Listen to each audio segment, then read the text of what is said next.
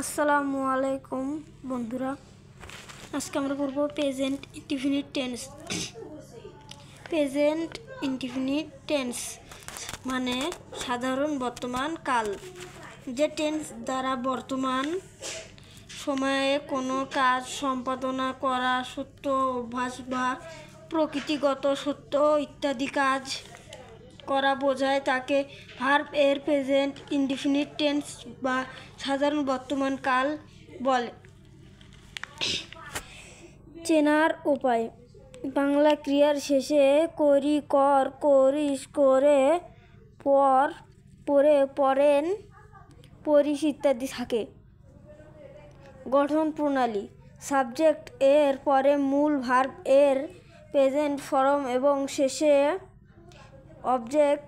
তবে সাবজেক্ট যদি third person singular number হয় তবে মূল ভার্ব এর সাথে এস বা ইএস যোগ করতে হয়।